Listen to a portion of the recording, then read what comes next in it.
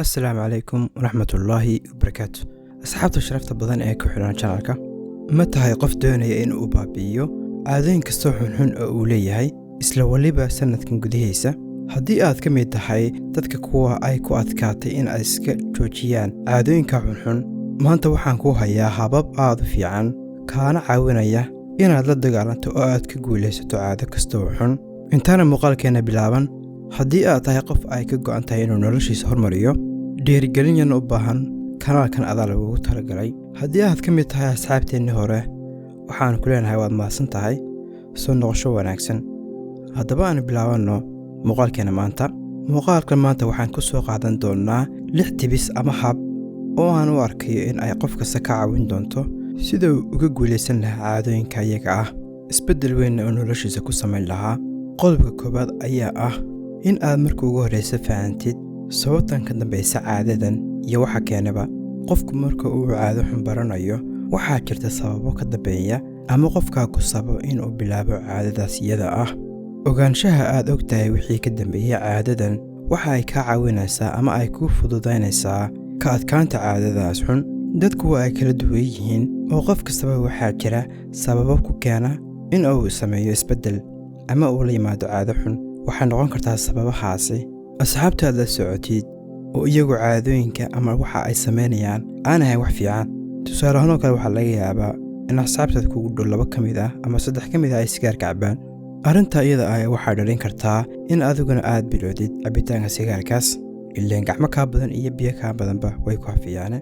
markaa qodobkan isaga ah waxaan ku soo gabagabeynayaa in ogaanshaha aad ogtahay wixii sababay ama keena in aad dabeecaddan bilowdid ay ka caawinayso marka aad doonaysid inaad nolosha isbeddel ku samaysid. qodobka labaad ayaa ah ku bilow wax yar. caado in ay noloshaada ka mid noqoto aad ay u fududahay, laakiin in aad noloshaada ka baxdo ama aad ka guulaysato waxay qaadataa waqti iyo dadaal badan.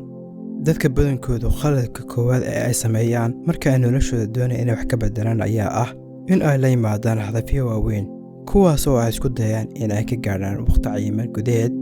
waxaaba yeelaatay ka khaldan ma jiraan qofku inuu doonayo inuu noloshiisa ku sameeyo isbeddel waqti aad u fudud, laakiin isbeddelka uu doonayo qofkaasi inuu waqti cayiman oo aad yar gudaheed uu ku sameeyo naftiisa iyo noloshiisaba waxay run ahaantii inta badan saameysaa in qofkaasi uu isdhiibo waqti yar gudaheed. haddaba haddaan qodobkeena u soo noqonno, marka uu qofku doonayo inuu caado beddelo, waxa ugu muhiimsan waxa weeye in uu ku bilaabo wax yar. haddii aan tusaale soo qaadanno, waxaad tahay qof sigaar cabba, maalintii waxaa laga yaabaa inaad kaga tuurtid 5-6 xabbo oo sigaar ah.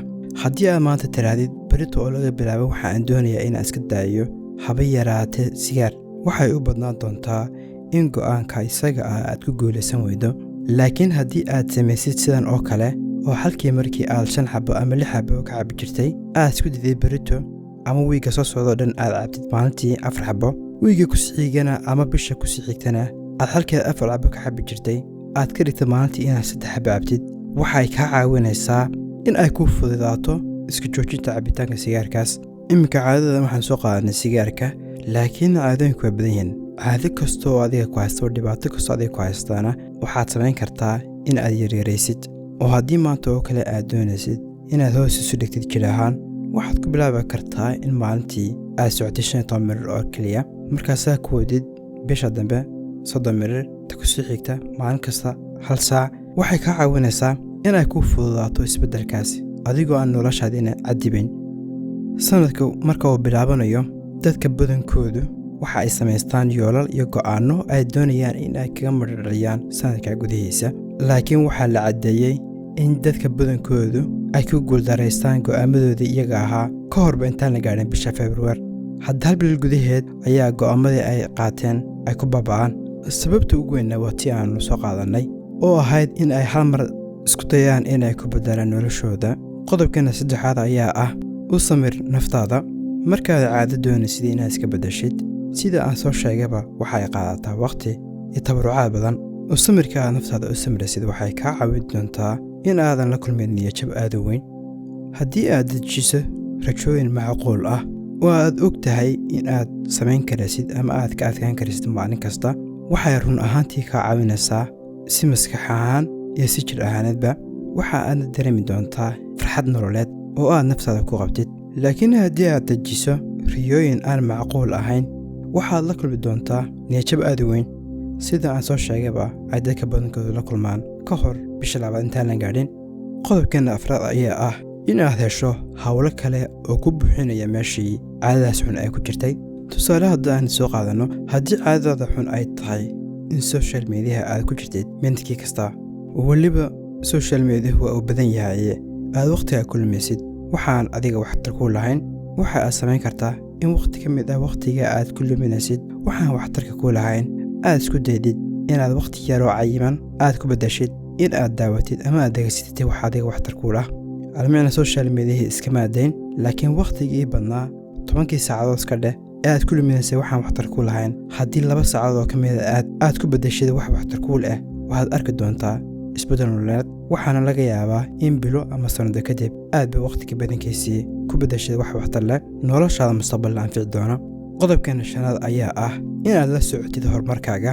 haddii maalin kasta ama wiig kastaba aad ku qortid buugaad ugu talagashay isbedelka noloshaada iyo caadadaada xun ee aad la dagaalamisid, waxa ay kaa caawinaysaa in aad ka heshid dhiirigelin joogto ah, sababtoo ah marka aad maalin kasta ama habeenkii marka aad si seexana sida aad qortid wixii aad maanta iyada ku guulaysatay, waxa ay run ahaantii kaa caawinaysaa inaad go'aankii isaga ahaa aad ku sii taagnaatid. weliba waxaan kaloo ku darayaa in aad samaysidid waqti cayiman. tusaale ahaan oo kale hal wiig waxaa laga yaabaa marka aad caadadii iyada ahayd sidii aad doonaysay aad ka gaadhay in aad is-abaalmarisid oo wax adiga farxad gelinaya aad samaysid. marka bil ka soo wareegtay sidoo kale waxaad samayn kartaa wax adiga farxad gelinaya inaad noloshaada u samaysid. qodobkan lixaad ahna kan ugu dambeeya ayaa ah jimicsiga. qodobkani waxa uu qodobada kale kaga yara duwan yahay.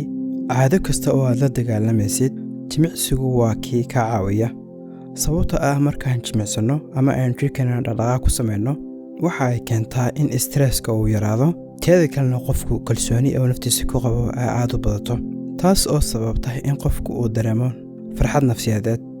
haddaba daawada, haddii aad ilaa intan nala soo socotay waxaan ku weydiinayaa ma jiraan caado aad la dhibtooto inaad bedashid aadna jeclaan lahayd inaad kaga takhallustid? maanta intaas ayay naga eg tahay, waana inoo muuqaalka dambe insha allah. والسلام عليكم ورحمة الله وبركاته.